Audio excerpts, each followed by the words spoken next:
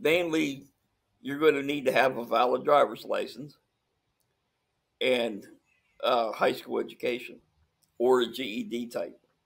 That's the easiest way to know that you're not going to have any issues coming in.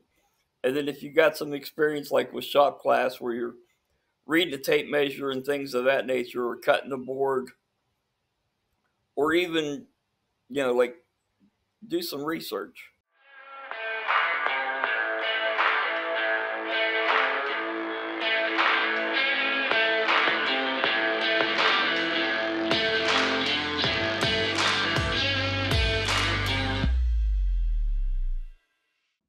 Welcome to BCBP Podcast, Episode 16. Today's guest is Clyde King. Clyde, welcome to the podcast.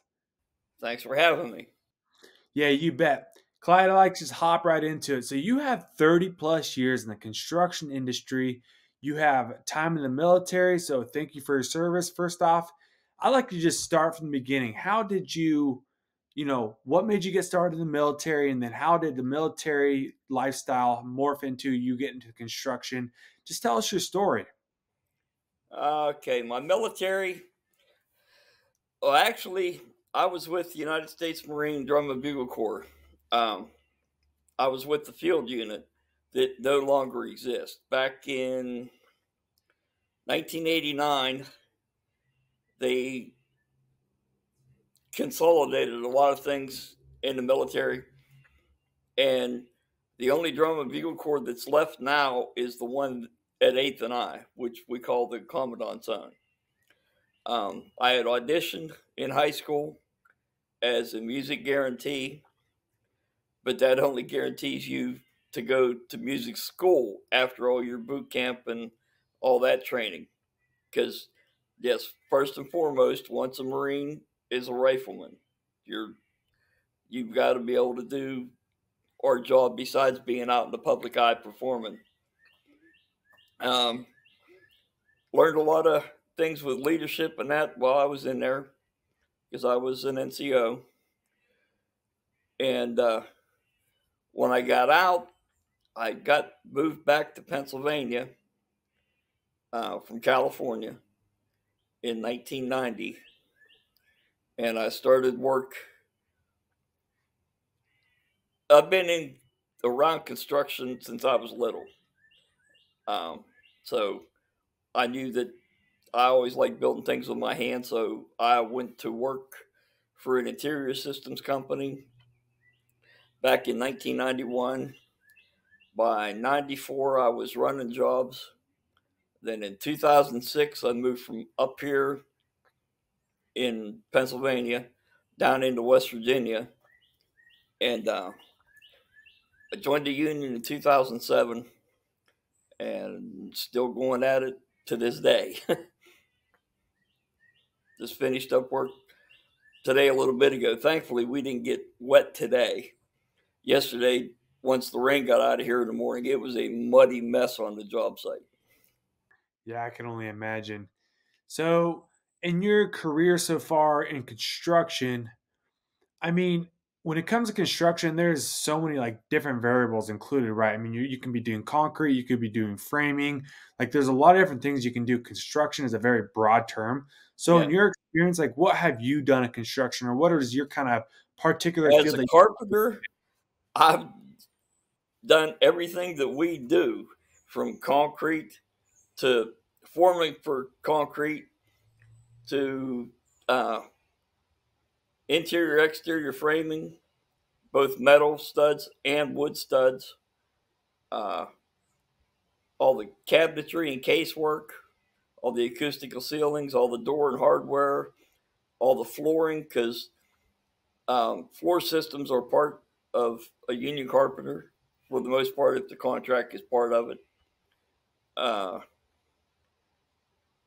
Have helped build cooling towers and climbing scaffold, and there's everything that we do, I've pretty much done at one time or another, including I've stepped into project management roles. I've been job site superintendents, uh, general foreman, worker, kind of all depends on what's needed.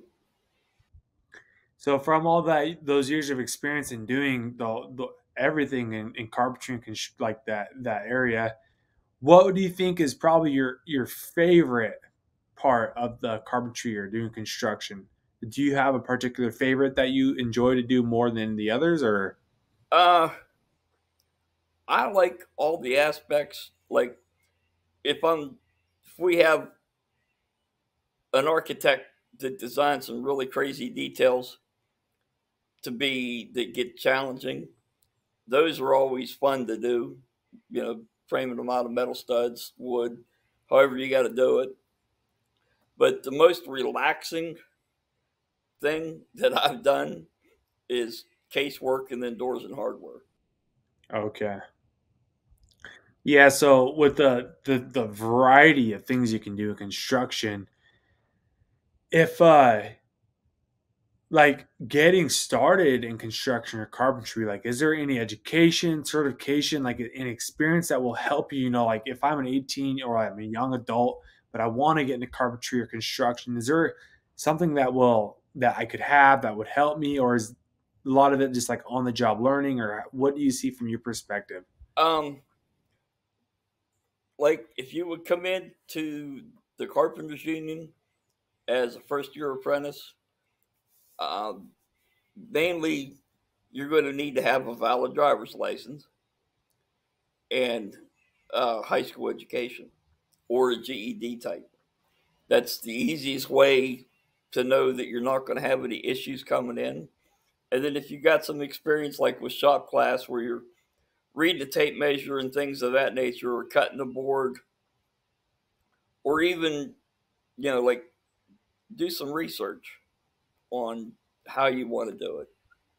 There's many different trades, and each one of them might have something a little different that's needed to come into it to get started in the apprenticeship. Yeah, like I mean, I would say from my experience, I haven't technically worked in, like construction field, like, outside. Like I've built things with my dad and brothers and stuff. Yeah. My brother, he's actually a journeyman union carpenter. Uh, I forget what local it is up there in Portland, Oregon. It was the one he was in. Um, but yeah, like I grew up with it, of course. Like I grew up in the country. I grew up building things and just doing things with my hands. But what do you think as far as like someone who didn't grow up with opportunity like I did, living out in the country and growing up with family members and things, building things. They grew up in the city and the town, and they just weren't around it at all. Like, what skills could they acquire or have that would help them be better? Because getting thrown into a construction trade, I mean, it's a lot, and it's probably could be kind of like a lot for someone to take in if they've never experienced. Do you think like reading a tape measure, being able to just learn like how to use power tools, Yeah, introduction, that's. things like that? I I mean, was going to say, like, learn, try something woodworking, like building a little birdhouse or something. Go buy some scrap woods, maybe borrow a power tool and a cordless impact or hammer and nails. See if you like putting, you know, drawing it out, cutting it out, and putting it together. If you enjoy that, you, you just got a new hobby as well. So, I mean, yeah, there's little things along that line. Because, I mean, a lot of people don't realize it. In carpentry, you use a lot of math, whether you like it or not. There's, if you got had trigonometry and that in high school, or trigonometry, geometry, and even calculus, it will go a long way, for the simple fact that, yeah, the basics is reading the tape measure, but then you've got other mathematical equations to help figure rafters out, and all sorts of different things. I mean, believe it or not, you actually do use a lot of a trig. yeah, I was gonna ask you about that because math is seems to be a subject that is in any trade, right? You almost Yeah, use math almost in any trade. I know in the lineman trade, I mean, the electrical industry, you're dealing with electrical theory, which is all math. Yep. Um, and then also, yeah, of course, you're using a tape measure and all that kind of stuff. But things like these equations and things you're talking about, these are things that you're going to learn out on the Yeah. job, right? Like you don't necessarily need to be prepared for those like right now. Like, No, it could give you a real good head start. And especially the technology's changing. Um, like I can take a set of drawings, and the easy way to do it is if they're on a CAD file, I can plug it into a data collector for a robotic total station and go completely lay out all the job site, all the bolts, all the walls. But there's been times where I've had to do the math on the northings and eastings off the drawing and comp the numbers and then hand punch those into the data collector. So there's a whole lot of different things that you're thinking about. And like I said, geometry. And if you like to play Tetris, you could be a good carpenter. You'll like jigsaw puzzles when you're topping out drywall in a hospital where you got to cut around 30 conduits and maybe 20 pipes in a 4 foot by 4 foot sheet of drywall just for the fire rating. I mean, there's a lot involved. I mean, and again, I mean, you're building something to help your community as well. So you get a little bit of satisfaction out of what you're doing besides a paycheck. hmm I think that's a big one in most trades as well. Is that satisfaction is, I mean, if you find satisfaction in that those kinds of things, like I think probably most guys do in the trades, it's like when as a carpenter, like you can look behind you at the end of the day, like, yeah, we just built that. Like it's a whole building. We built that. Or Yeah. if you're working as a lineman and it's like if you're doing power restoration after like a big winter storm and you're like, I mean, just this last Christmas, I was over there in where were we in Massachusetts? No, maybe Connecticut, somewheres. And it was Christmas Eve night. And I was like, oh, look, this whole neighborhood has no power. It's Christmas Eve. Like, what a bummer, right? But then we fixed the power lines and to throw a cutout back in, and then you can see how lights come on. There's not a whole lot more satisfying thing than that I've Yeah. experienced in my life. And just things like that. And I think that's a very common variable that if you find satisfaction in like doing things and then looking back and seeing what you've done, the are great in any trade. Oh, Carpenter, especially, you yeah. see exactly what it built with your own hands, you and the guys you work with. Yeah, it's kind of funny. They've got me. I'm out of town right now. I'm actually at my parents' house sitting out on the porch. The job that I'm working on is directly across the street from one I did the interior systems on back in '94. Oh, really? Yeah, Oh, yeah. Huh, that's that's interesting. because, well, last week I was out at the International Training Center in Las Vegas for a job site supervisor type thing. And I messaged one of the guys and he says, well, we're not at that job. He moved us up to this other job. And I said, well, I know that. Well, which one are you at? And he sent me an address and I'm looking at it. It's like, I know exactly where you're at. I said, you're right across the street from the state police barracks that I did the interiors on many years ago. Interesting. Yeah, you'll see that a lot in the trades too. Like I know I've seen for myself. It's like not so much maybe like working like right where you worked before, but you'll be driving down the road like, oh yeah, I built that. We set that. Oh, yeah, I'm guilty of that with the grandkids saying, Pat worked on that one. Pat worked on that one. Yeah, yeah, exactly. That's very common. My girlfriend, she's been learning about power lines, and she's just like, how do you know this stuff? I'm just like, well, I don't know. I just drive you'll notice it when you just drive down the road. You just notice it all the time. It's like power Yeah. lines everywhere, right? The same for carpenters. Like, oh yeah, like buildings are everywhere. And if you work in a bigger area, it's like, and it's just kind of funny. It's one thing about the trades is probably most trades do that. It's a Oh, it's yeah. it's a pretty cool aspect. So I kind of want to touch on You said you worked, in construction, non-union until 2007, then you got into the union. Can you kind of explain the differences like you saw? I don't want to get so much into like union versus non-union, but just kind of the difference you saw, like what you worked on and how things were kind of ran. Obviously, there's a big kind of a time difference too, but kind of to hear your opinion on that. Oh, okay. My main differences between union and non-union. Um, One, the non-union doesn't make as much money on the check for the most part. There wasn't.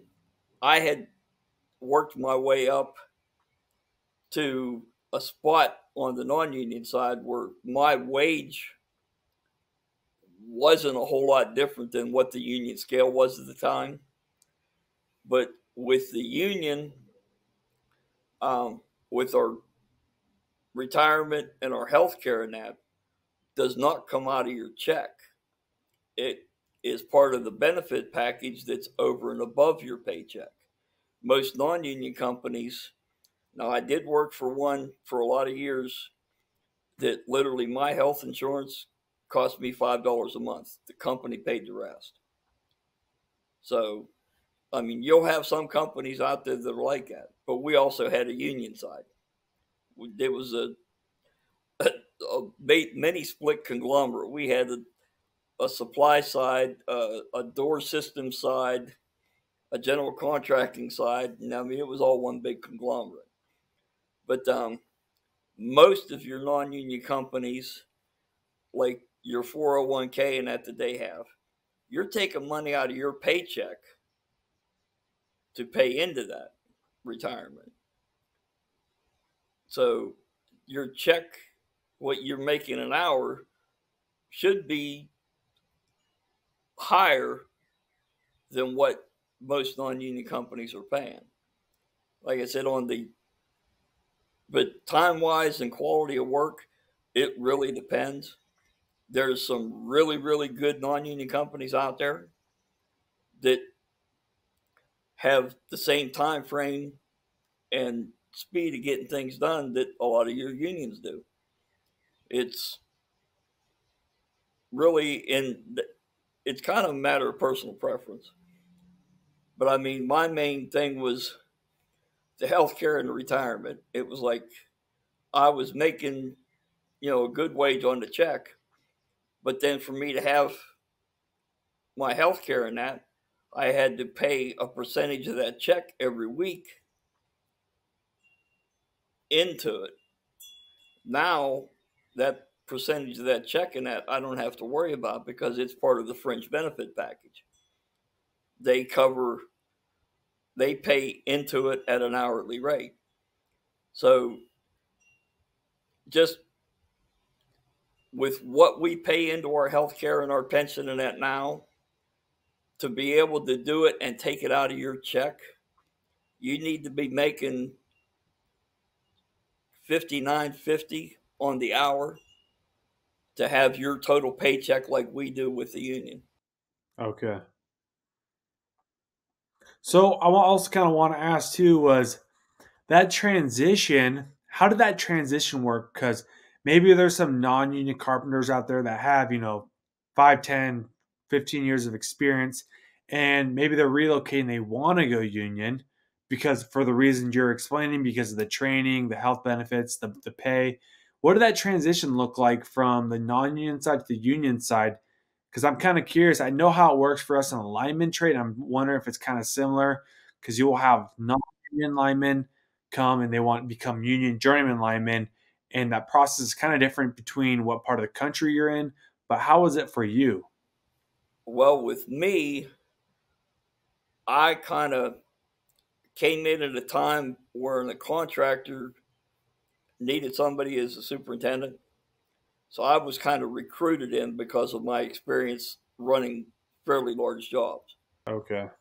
But you can come in and test in to see if you can pass the journeyman test, or you can get yourself placed as a second or third year or even a fourth year apprentice if you've got the skills to that, and then finish the classes up and get your journeyman license. But yeah, like I said, every single person's different.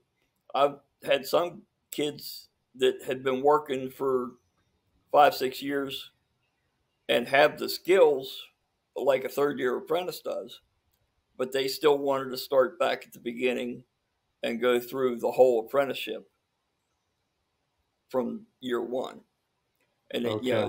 they they took a pay cut because first year apprentice. I don't know what it is with like the electricians, but our first year apprentices are they got the full benefit package because that's the fringe, that's on, over and above. But they only make 50% of what a journeyman makes. Then after they get their classes and hours, they'll jump up to I think 65%, and then another step, and then their fourth year they're making 90% of journeyman scale. Yeah, it's very similar for us in the lineman apprenticeship as well. I mean, you start out at 55%, and then once you're a seventh step, which is your last step in the apprenticeship, you're at like, yeah, what, 92% of journeyman rate. And then obviously when you complete the apprenticeship, then you're 100% journeyman rate. So you're making journeyman wages. So what does a how long is the carpenter's apprenticeship? Is it like a 4 year, 7,000 hours in different like categories? Because like I was talking about earlier, inside the construction, you have concrete, you have framing, you have all the different um, aspects of the carpentry trade. So do you have to get a certain amount of hours in concrete, a certain amount of hours in framing, a certain amount of hours in this? How does that look? In our area, it's it's a 4 year apprenticeship. In a lot of areas, they'll want you to specialize in a system. If they've got a great big local in a big city like New York, Philadelphia, they'll want you to do your 4 years on interior systems. Mm, Then uh, other ones are concrete. I've worked with apprentices that have had the training, or I mean journeymen that have had the training of all the areas that we trained them on, but they've only ever built scaffold their whole time, their 4 years, because they were on. Um, we got a bunch of power plants, and we had a couple being built during this time. That are a few year project, and all they did the whole time in their apprenticeship was build scaffold. And I think they should be honestly moved around so they get hands on working with journeymen in each area of what we do. But like I said, some areas want you to specialize because of the size of the locals in that area or the size of the work. They want you to kind of concentrate in one aspect. But down here, uh, they get trained in floor. They learn how to lay floor tile and lay out a floor with both wood, vinyl tile, ceramic tile. Um, Learn different concrete form systems, acoustical ceilings. Um, they have a week long ICRA class, which is for infection control risk assessment for working in hospitals, which is a really, really good class. I mean, there's back in the 90s, that kind of thing wasn't around when we were working because I did a lot of work for the company I worked for. We did a bunch of remodels and stuff in hospitals, even. And the safety aspect on certain things just wasn't there back then.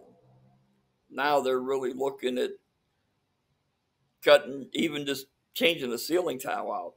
If you've got to lift something up that could have potential dust or anything like that above it, you're in a contained little booth.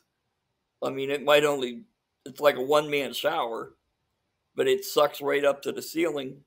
You get in there and you pop the towel out, you do what you got to do. And when the towel goes back, all the dust in that is contained inside that enclosure to keep not only help keep you safe, but it protects the patients and the staff and the visitors in the hospital. right. So for someone who, in the younger generation, they want to get started, What's one way you would recommend if maybe they don't care to work union or non-union? Maybe they want to go non-union, and then what's one way for them to go union? I think I would know how they get started in union, but I'll let you explain because that's your area. With the union, you want to reach out, research, and find where the local is in your area, and you'll want to go and talk to one of the representatives and tell them you're interested with the apprenticeship and that, and they will get you in touch with the apprenticeship instructor, and that they can guide you through the process. They'll probably bring you in for an orientation test to see where you stand. Then you'll go through a whole bunch of other things with, you're allowed to be out on a job working while all this is going on. Um, they'll call you in to where the main apprenticeship is located, and you'll sit there and fill out a bunch of paperwork to get you registered with the international, and then you'll get your UBC number and back to work. And then when class starts, you'll have a week of class every so often where you won't be on the job site. It's during the day. I know some trades like the fitters, a lot of their classes are after work in the evenings that they have to do different times.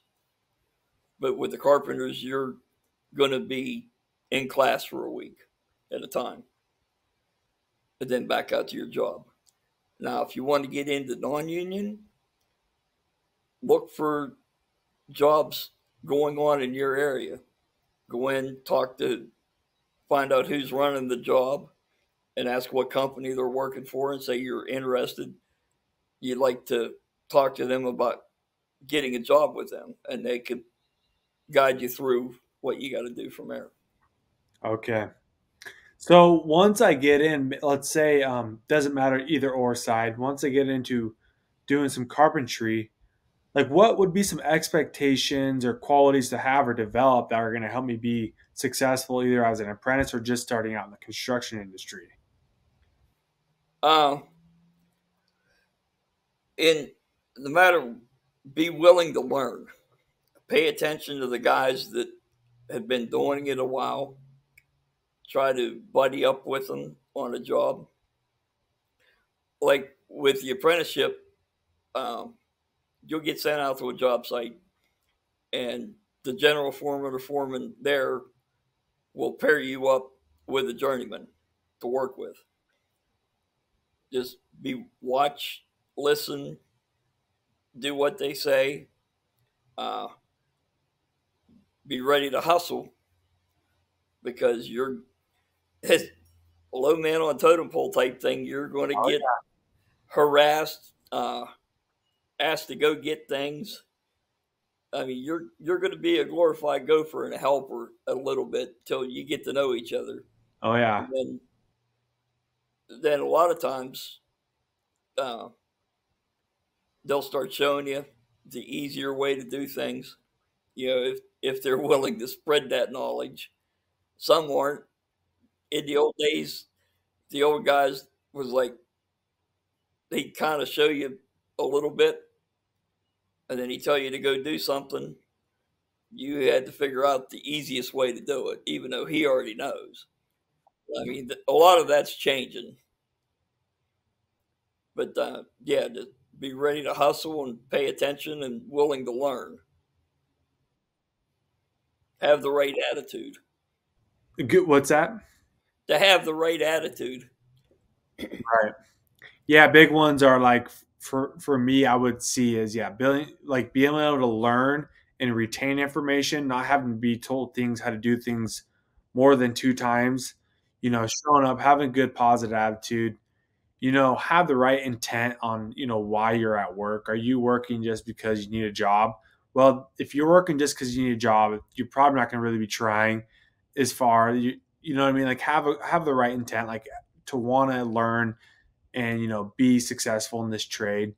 um be able to show up to work on time. um they're very easy skills or qualities to have because they're you can develop them right now. It's not that Yeah. hard. These aren't things like know how to do calculus math where it's going to take 6 months to learn. These are Right. things like you can develop them right now. So that kind of segues me into, I like to always just end these podcasts with the question of what are the three top qualities or skills, could be a combination of either one, but the top three things that someone could have getting started into the carpentry, you know, program or into the apprenticeship or just working carpentry from the beginning. What three skills could they have that they're going to help them? I know you kind of mentioned them before, but like, what are your top three skills or qualities? Being able to read a tape measure, understand measurements. Um, Once you're there, being able to use a power tool like a skill saw, your hammer, know how to drive a nail or run a screw gun or an impact to run a screw into something on a form if they're doing them that way. Um, the ability to learn, have the right attitude, and like you had said, don't just be there for the paycheck. You've got to have the attitude that you're here to learn, to want to work. And I've had a couple of apprentices that I've had to talk to over the years that they were basically just there for the paycheck. They knew they were going to make good money, but they had the wrong attitude. And I got into the history a little bit. It's like, think about what our forefathers and all that did Mm-hmm. since we became a nation. Mm-hmm. The road systems, all these buildings that are like the Empire State Building, the St. Louis Arch, I mean, the Hoover Dam, these Mm-hmm. are all not only functioning buildings and such, but they're historic landmarks Oh yeah. that, Yeah. they left a legacy for us. We're here to carry on that legacy and to build one for the future generations. Exactly. Yeah. No, I've really thought about it from that perspective, but it's like, yeah, our forefathers built that with their hands. Yeah, Like we need to continue to have that pathway and show that we care. We want to build quality things, continue to learn, continue, to be safe. Because what good are we if we're just doing dangerous things at work and getting each other hurt? yeah, Um, yeah, that's a very good point. I mean, it's yeah, you learn from history and you just only really move on. So, yeah. I mean, you're building history. hmm exactly, you're It exactly, kind of drives me nuts that a lot of these buildings, though, are only designed and intended for 5, 10 year use, and then they're getting either torn down and rebuilt. It's like today's society gets into too much throwaway things. We need to get back to. That's why I like doing a lot of the stuff that's got really cool architectural details that you know is going to be there a while, because the client went to the architect and said, "I want to design this into type thing into this. I want it to last." yeah, So those are always cool projects. Something is going to be around 20, 30 years. yeah. No, that's really cool. I mean, you're kind of leaving if you're there helping build it and design or put it together. It's like that's kind of your legacy. You're leaving just a small percentage of your Yep. legacy at that job site. It's super cool. That's what you get to see in the trades as well. Is I mean, every little thing that you get to work on in any trade, you're leaving your legacy and your fingerprint on that whatever it is, building, power line, plumbing, electrical, doesn't matter, but you were there working on it, and you know you Yeah. kind of leave a little part of you on that job. So, well, Clyde, well, I really appreciate you coming on and doing this podcast with us and to talk about the construction industry, how to get started in construction, the carpentry, union or non-union, kind of explain the benefits maybe between the two jobs you worked on. I really appreciate you taking the time and coming on. Not a problem. I enjoyed it. All right, Good talk. Clyde. Good talk. Yeah. Well, Clyde, you have a good rest of your day. Good You talking. too. Thank you. All right.